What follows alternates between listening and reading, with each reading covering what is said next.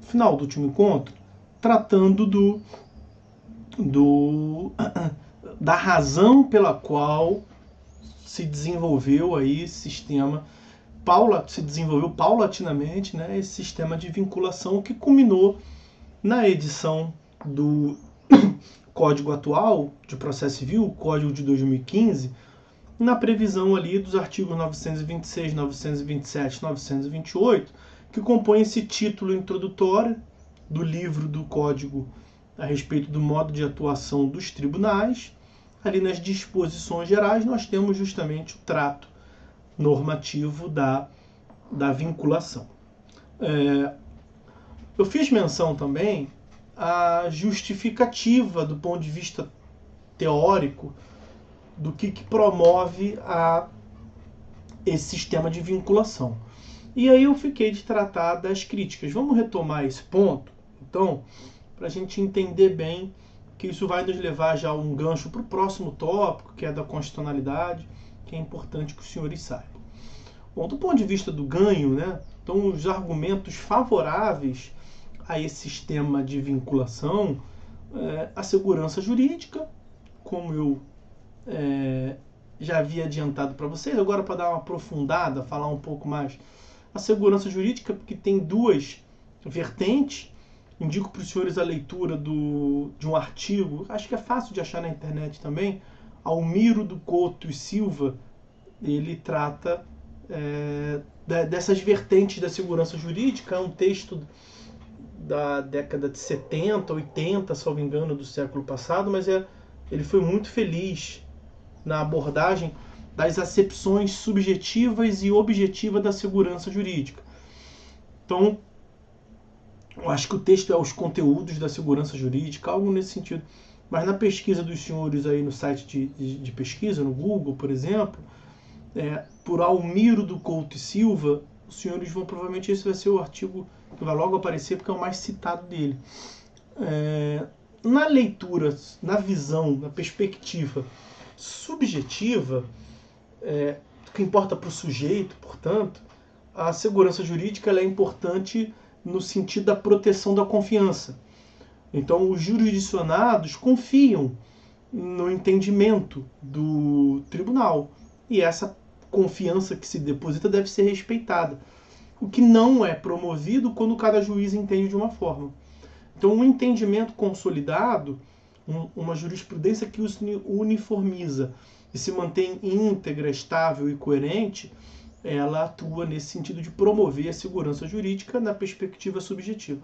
E na perspectiva objetiva, também é muito importante a ideia de previsibilidade, que era a crítica, uma consideração que eu fiz com os senhores há pouco tempo atrás, no sentido de que você não sabia, não era possível a quem trabalha com direito ter uma previsibilidade. E afim ao cabo, quem sofre é o jurisdicionado, é o teu contratante, é a parte que te contrata e recebe como resposta no escritório do advogado aquele sonoro não sei, aquele sonoro depende de onde você vai parar. Jurisprudência lotérica que nós fizemos menção no primeiro encontro.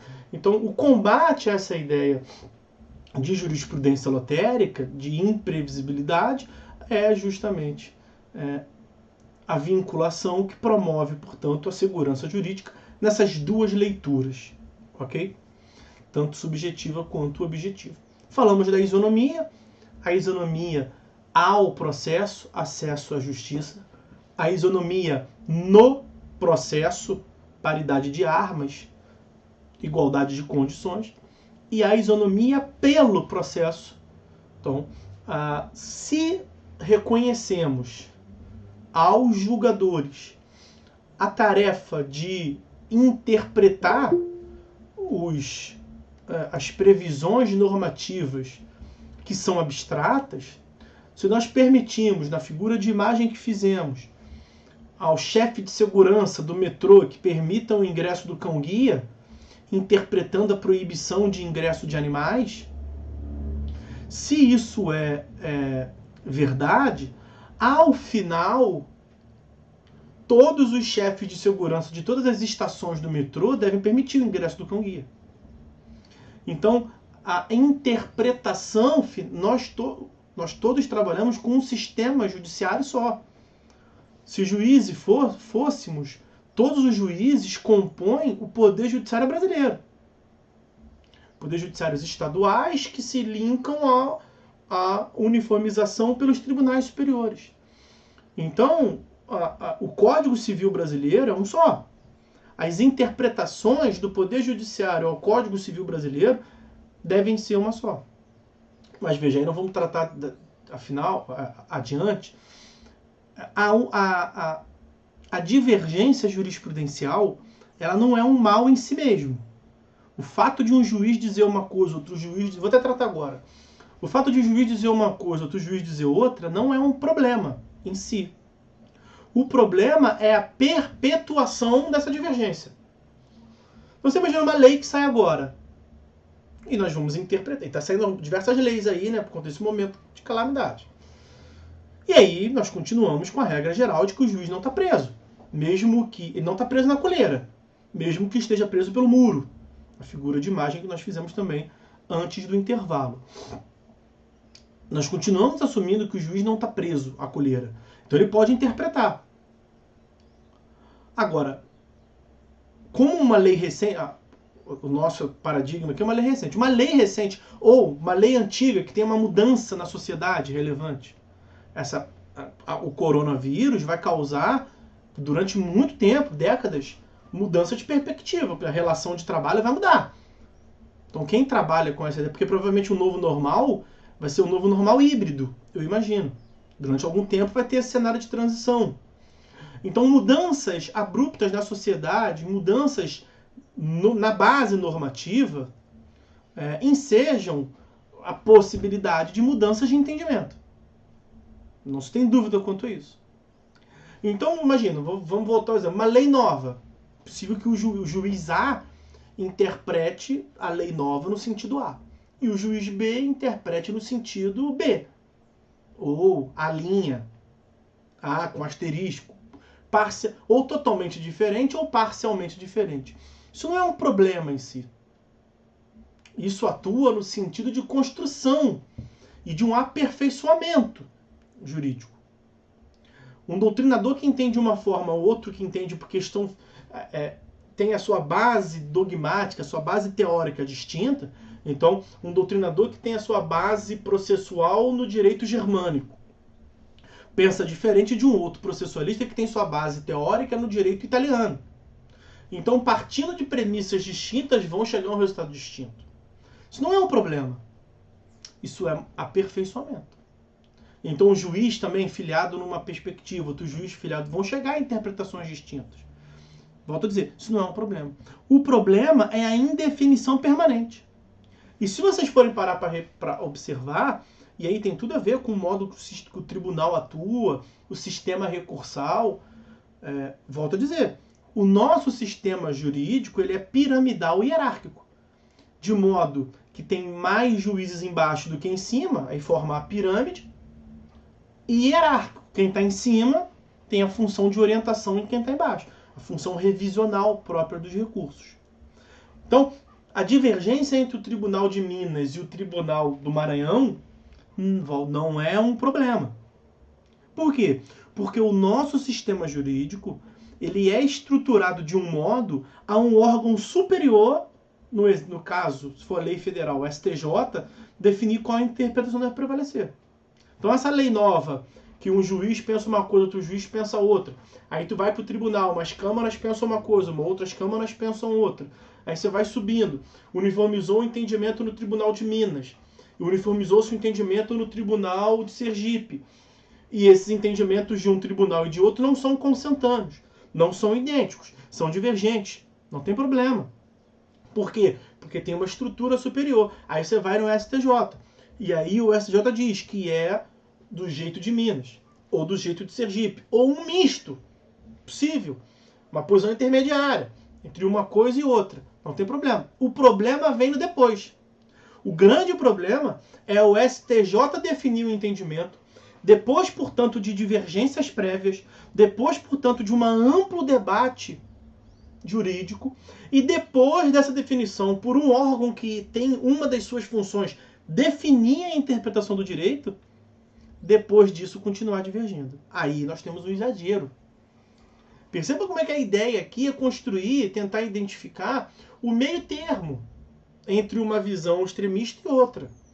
O meio termo entre não ter interpretação nenhuma e ter interpretação por todo sempre. A ideia de que o juiz não está preso na coleira, mas está preso pelo muro. Aquela figura de imagem que nós fizemos com o cachorro. O cachorro solto. O cachorro não está solto na cidade. O juiz é livre. O juiz não é totalmente livre. O juiz tem naturalmente amarras. Ele está preso ao ordenamento jurídico. Mas ele não está preso totalmente. Mas ele está preso às posições dos tribunais superiores. Mas vamos ver, também não está preso totalmente. Nós temos válvulas de escape. A ideia aqui é estamos entendendo o porquê para a gente chegar nessas válvulas de escape já já. Então a isonomia, dentro da isonomia eu acabei de tratar da natureza, da natural hipótese de divergência, ainda mais em um país de dimensão continental, natural que um sistema judiciário com mais de 200 mil julgadores tenha divergência. Então a divergência não é um problema em si, isso é muito importante que se diga. O problema é a manutenção da divergência após a orientação superior. Ok? Bom. E um outro ganho do sistema de vinculação, naturalmente, é a efetividade. A efetividade decorre, portanto, uma consequência da vinculação, na verdade. Por meio da vinculação, nós vamos permitir, já fizemos menção aqui na primeira parte do encontro, estabelecido um sistema de vinculação, você consegue abreviar procedimentos e gera efetividade. Por meio da vinculação, nós permitimos, vimos lá artigo 38 da Lei 8.038 de 90, a possibilidade lá em 90, portanto, dos relatores dos tribunais superiores não levarem para julgamento colegiado a matéria, porque já haveria jurisprudência consolidada. Isso ampliou até que atualmente no artigo 932, falaremos, provavelmente ali logo depois do retorno do almoço, falaremos da função do relator. E o relator pode julgar monocraticamente, mesma lógica, mas agora qualquer relator pode julgar monocraticamente se tiver alguns pronunciamentos que nós veremos lá no 932, incisos 4º e 5º. Só reitero aqui o asterisco que eu fiz lá atrás, é que houve uma mudança significativa da possibilidade do relator julgar sozinho. No Código 73 tinha um aspecto subjetivo, jurisprudência dominante. Mas o que é jurisprudência dominante? Então nós tivemos uma restrição, quase que uma aniquilação da colegialidade. Porque todo relator entendia que não precisava levar para o colegiado porque tinha jurisprudência consolidada. Mas qual é a jurisprudência, cara pálida? Tem 2 julgados aqui isolados que eu achei. Não, isso não é jurisprudência consolidada. Né? Mas isso era possível no código anterior e você tinha que ficar de olho. Era uma ideia de trazer efetividade, mas que acabava gerando insegurança. E aí não fazia sentido. O novo código acabou com isso.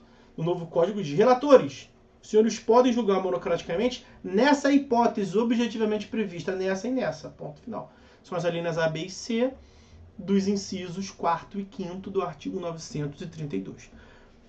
Mas traz efetividade. Promove duração razoável do processo. Se tem uma súmula vinculante, o relator está tão vinculado quanto o colegiado. Então, se até agora não se identificou a tal da válvula de escape que eu vou tratar já já, a ideia é julgar. Então, para que reunir todos os desembargadores? Tem muita coisa para fazer. Eu mencionei para vocês o gargalo, né, o acúmulo de trabalho, que quanto mais você sobe, menos julgadores tem e mais processos tem. É só vocês imaginarem um dos 50 e tantos juízes cíveis do Rio de Janeiro, que tem ali no seu gabinete alguns milhares de processos para julgar. É muita coisa. Agora você imagina os 11 ministros do STF que tem milhões de processos para dividir. Naturalmente, quanto mais você sobe, o gargalo o problema vai aumentando e a morosidade vai aumentando. Então é uma técnica para trazer efetividade, naturalmente. E um outro exemplo disso, nós mencionamos no curso de tutela cognitiva, processo de conhecimento, é o julgamento liminar de improcedência, ou improcedência in limine, do artigo 332. Vejam lá o artigo 332. O próprio dispositivo faz menção expressa. Assim, o juiz julgará nas causas que dispensem a fase instrutória. Então é uma questão só de direito, não tem produção de prova a fazer. O juiz poderá, antes mesmo de citar o réu, independentemente da citação do réu, julgar improcedente o pedido. Aí o réu não perde nada, ele não participa, mas ele sem participar ganha, porque ele não tem nenhum prejuízo na sua esfera jurídica, porque o pedido do autor é improcedente porque está dando murro em ponta de faca. Está demandando em face de um pronunciamento vinculatório. Os incisos, né? Continua o dispositivo. Quando contrariar. O juiz julgará liminarmente improcedente o pedido do autor quando contrariar. Então é pedido do autor que contraria pronunciamentos vinculatórios. Eu fiz menção a isso com os senhores lá atrás. Essa é o que se chama também de eficácia média dos precedentes, eficácia média da vinculação. É uma decorrência que promove a efetividade. Você não precisa prosseguir. Quando o juiz pega a petição inicial, o juiz vê, cara, tem uma decisão do STJ vinculatória em sentido contrário. Caso extremo, tem uma súmula vinculante do STF que diz o contrário. Eu estou vinculado a isso. Eu li aqui a hipótese fática, é absolutamente idêntica ao que o Tribunal Superior disse. Eu estou vinculado. Eu estou vinculado hoje, como eu estarei vinculado daqui a 5 anos. Se eu conduzir esse processo, citar o réu, o cara vai ter que constituir advogado, vai ter que atuar nos autos, eu vou ter que designar uma audiência, vou ter que designar outra audiência, vou ter que produzir prova, vou tomar meu tempo e no final eu vou afirmar algo que eu já estou vinculado hoje. Então isso é contraproducente. Isso depõe contra a efetividade do judiciário. Então se eu vou estar vinculado lá na frente, eu estou vinculado agora, eu já julgo agora. A ideia é essa. Tá? Então veja aí, 2 exemplos que promovem a efetividade. Artigo, não apenas esse, né? A suspensão dos processos quando está em debate, nós veremos mais para frente. Mas a ideia é essa, traz efetividade, tá? Esses são os principais argumentos favoráveis à implementação, já está implementado, mas no debate, no projeto do código, que eu atuei, porque eu até ia fazer menção logo no começo, esqueci. Eu falei com vocês da minha tese. É sobre isso aqui, a minha tese. Eu fui passar ali para ir no banheiro e eu vi e falei, vou mostrar a tese de doutoramento sobre isso, sobre a vinculação. E quando eu estava fazendo a tese de doutorado, eu atuava num grupo de pesquisa da UERJ, justamente foi no período do projeto de lei do novo código, né? O que foi muito ruim para mim, por razões óbvias, fazendo a tese e atuando nesse debate, então eu tive que dividir o tempo, mas ao mesmo tempo foi muito bom para mim. Foi muito ruim para mim no momento, hoje em dia é muito bom, essas coisas da vida, né? E esse debate vai adotar ou não vão? Será que o Congresso, né, eu atuei mais com a galera que era do Senado. Então o professor Fux, o professor Paulo César Pinheiro Carneiro, PCPC, Tereza Rodolfo Invambi, a galera que era da comissão do Senado, e depois foi para a Câmara. E a gente ficava acompanhando as alterações que a Câmara trazia. E uma da discussão era, vão manter o sistema de vinculação ou não? E aí tinha críticas e tinha argumentos favoráveis. Esses são os argumentos favoráveis. Argumentos contrários. Um argumento contrário que eu já mencionei com os senhores, ainda agora, antes desse intervalo. A liberdade do juiz. Muitos juízes iam lá criticar e falaram, vai tirar a liberdade judicial. Mas quando se fala que o juiz é livre, ele é livre em qual sentido?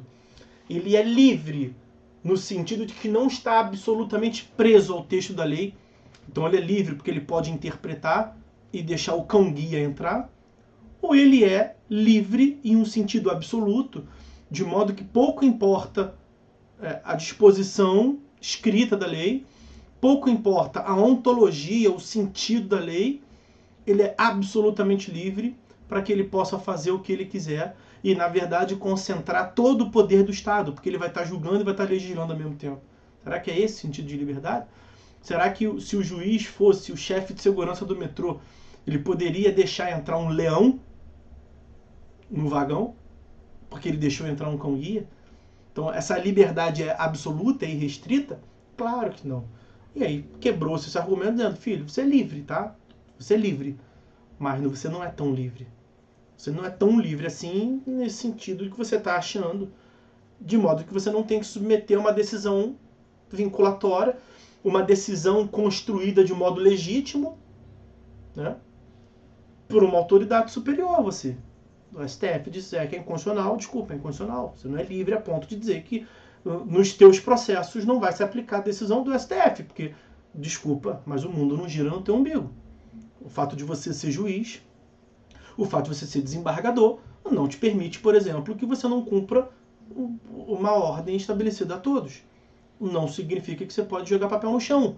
O fato de você ser juiz, ser desembargador, ser ministro que o valha, não significa que você possa fazer absolutamente tudo. Tá? E uma outra crítica que se fazia, Fernanda traz ali uma observação. Professor, essa briga em si de a liberdade do juiz ser mais política, na verdade. Evidentemente. Por isso que eu digo, tem uma visão dogmática, eu sou mais dogmático do que prático, reconheço isso, tento me policiar, mas é porque tudo gira em torno da teoria. Veja, falei aqui de filosofia, teoria política, na verdade está tudo junto. Não são teoria. Nós não podemos imaginar o direito de um modo estanque, como a gente aprende na faculdade, né? Filosofia, vai entrar aquele cara chato que fala as coisas que a gente não entende, e a aula dele é terça de manhã. E aí, direito civil, aula quinta no segundo tempo. Não são coisas distintas. A faculdade, na grade curricular, são coisas... Nós não podemos separar, é tudo uma coisa só. O direito decorre da política. O direito decorre do modelo político do Estado. Se nós temos um Estado liberal, a atuação do juiz vai ser mais liberalizante. Se nós estamos no Estado social, a atuação do juiz vai ser socializante. Isso é natural. Tem obras jurídicas que esclarecem isso e mostram isso empiricamente, comprovadamente. O juiz, eu sempre digo isso também na aula de teoria geral do processo, Fernando. O juiz é um agente do Estado. E o juiz atua do modo que o Estado é. Então, teoria política, filosofia, tá tudo junto ali e moldam a interpretação do direito. Concordo contigo. Essa visão da restrição ou de uma liberdade do juiz é uma questão política, naturalmente. E aí os juízes querem ter cada vez mais poderes. Nem todos. Tem próprios juízes que dizem que o certo é não ter tanto poder. E aí a grande questão gira em torno do equilíbrio entre os poderes, né? Que na nossa república ainda é algo a ser alcançado, tá? As instituições. Bom, uma outra crítica que se fazia, além da liberdade judicial, é do engessamento do direito ou da petrificação do direito. Petrificação do direito no sentido de tornar o direito uma pedra, né? Uma rocha, de modo que ele não seria mais maleável ou adaptável à realidade social. Isso seria realmente um problemão. A questão é que isso não é verdade. Muitos se utilizaram de uma visão absolutamente ultrapassada, porque a lógica era... o raciocínio era o seguinte: opa, vinculação, precedente. Que nós já vimos que não é bem assim. Opa, precedente, Inglaterra. Common law. E na Inglaterra, o sistema é absolutamente vinculatório. Porque tem um ato, Statement Act, de 1966, que diz que a decisão da Suprema Corte da Inglaterra, do Reino Unido, é imutável. E realmente esse ato dizia isso, seja injusta ou errada. Então a concepção dos precedentes na Inglaterra, já houve uma época, na verdade, isso é já desde o século passado. Vinha na construção de que, uma vez estabelecido um precedente pela Suprema Corte, esse precedente se manterá para o todo sempre, mesmo que ele se revele desatualizado, injusto ou até errado. Suprema Corte decidiu errado. Depois foi demonstrado isso. Está a Suprema Corte com um caso no qual ela afirma que o caso anterior é errado. O que ela faz? Julga errado de novo. Porque ela está absolutamente presa ao precedente anterior. Já prevaleceu esse entendimento no Reino Unido, no Common Law. Por quê? Porque eles levaram, nessa época, a extremo, esticaram o máximo que podiam a ideia de segurança jurídica. Vai manter seguro, vai manter estável. A gente acha melhor, eles lá, nós achamos melhor julgar errado pro todo sempre, que pelo menos fique estável ou errado, do que ficar consertando e vai e volta. Porque se agora a gente entende que julgou errado anteriormente, daqui a 15 anos a gente pode achar que julgou errado na segunda vez e que a primeira vez estava errado. Então a gente não quer ficar nessa instabilidade. Nós queremos a estabilidade. Nem que seja a estabilidade do errado, nem que seja a estabilidade do injusto. Até porque isso vai ser excepcional. A regra vai ser a estabilidade do certo. Então a gente, para promover a estabilidade no limite máximo, a gente mantém estável até o errado. A gente mantém o estável até o injusto. Isso realmente estava afirmado. Só tem um detalhe.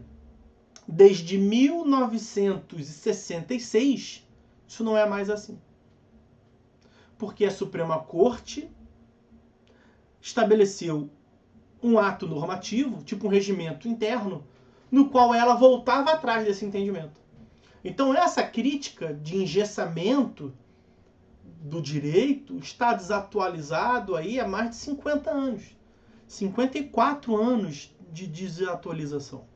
Não é possível se afirmar hoje em dia que o sistema de vinculação gera a petrificação, gera o engessamento. Por quê? Eles lá no Common Law romperam com essa posição e estabeleceram inicialmente 2 mecanismos. Hoje em dia tem até mais, mas não vamos aprofundar no sistema deles lá. Mas 2 mecanismos que são conhecidos dos senhores, provavelmente. Deixa eu marcar aqui. Que são o overruling,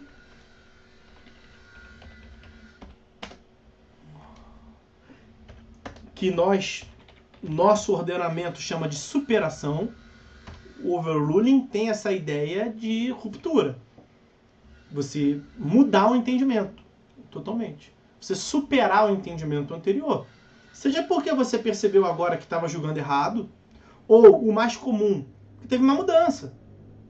Teve uma mudança substancial. Então mudou a lei que gerava aquele entendimento. Então você não aplica mais aquele entendimento, você supera ele. Mudou a base social. Você supera. Veja, já foi atentado violento ao pudor entre nós, topless. Eu lembro que ali em 2000, não sei se final de 90 ou começo de 2000, o STF teve que julgar no plenário um habeas corpus de topless. Aí o que o STF falou? Porra, chega, tá superado isso.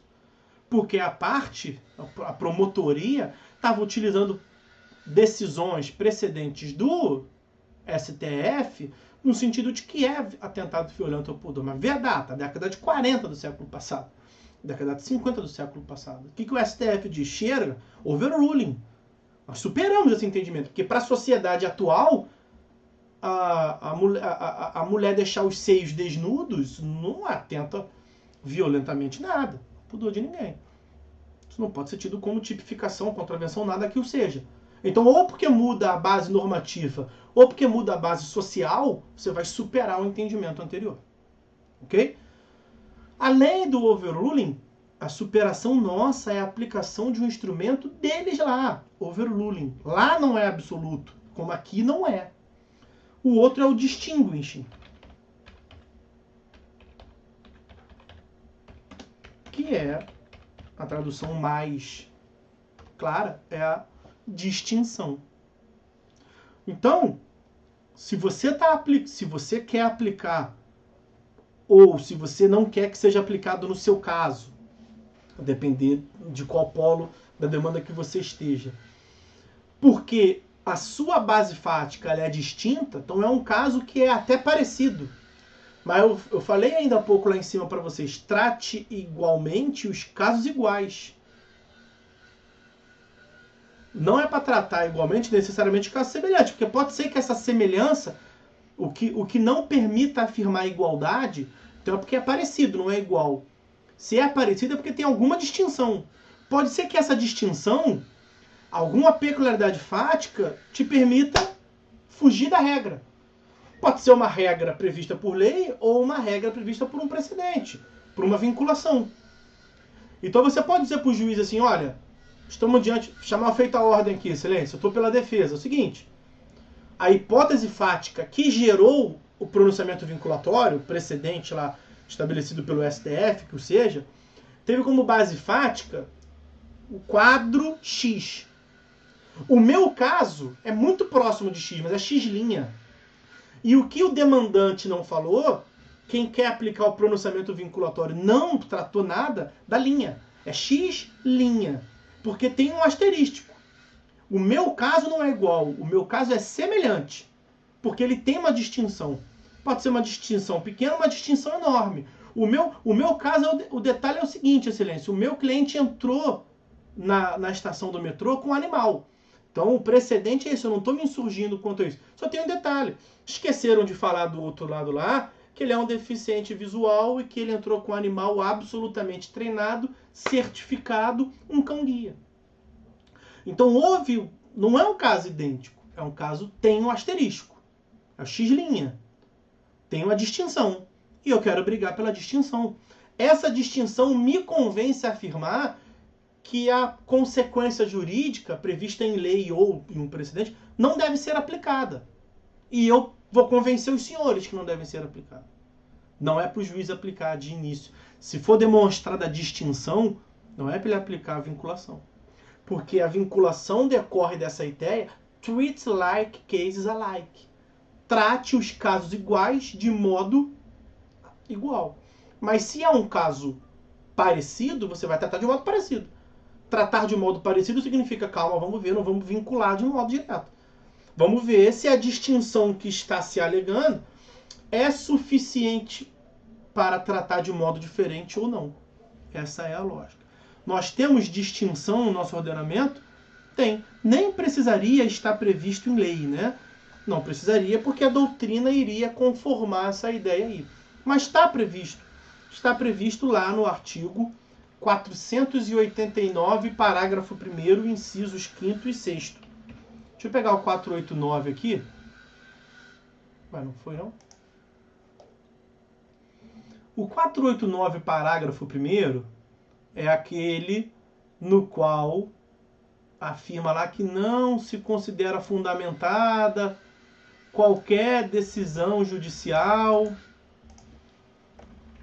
se contrariar isso que eu vou trazer para os senhores aí. 489, parágrafo 1º, parágrafo 1º, inciso 6º. Espera aí que eu... Ó, tá aí. Então vai ser nula a decisão se o juiz deixar de seguir enunciado de súmula, deixar de seguir jurisprudência ou deixar de seguir precedente invocado pela parte. Na verdade, ele falou ali pelas espécies. O que ele está querendo dizer é vinculação. O juiz deixar de aplicar o entendimento que ele está vinculado. É isso. Sem demonstrar a existência de distinção, no caso em julgamento, ou a superação do entendimento. Como é que se entende isso aí? Que a nulidade, a falha na fundamentação, não é em deixar de seguir, ponto. Porque em alguns casos, o juiz pode deixar de seguir sem que fira o ordenamento jurídico de modo nenhum. Quais são esses casos? Quando o juiz demonstrar argumentativamente na fundamentação, olha, tribunal, Eu sei que existe um julgado do STJ e que eu estou a princípio vinculado. Mas eu deixo de aplicá-lo, por quê? Porque eu estou defendendo a necessidade de superação. Porque mudou a sociedade. Mas argumentativamente. Porque eu estou reconhecendo, no caso concreto, uma distinção. Então a ideia aqui é saber trabalhar com a vinculação. Os senhores e os juízes. E para que os advogados possam também moldar e conformar a aplicação dos juízes. A nossa vinculação não é absoluta. Mas não pode, à parte, vocês como advogado, tentar aplicar a superação com uma petição chinfrinha. Aquele que advoga, não de advocacia, aquele que sustenta, que advocar é isso, né? Trazer voz.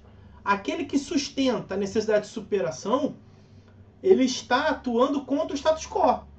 Ele está defendendo uma necessidade de modificação. Quando você traz uma necessidade de modificação, você está remando contra a maré. Então você assume o que se chama de ônus argumentativo. Você tem que demonstrar cabalmente para convencer, porque você já nada contra a maré. Você já vai contra o sistema. Então a tendência é você receber ou não. Não você já tem.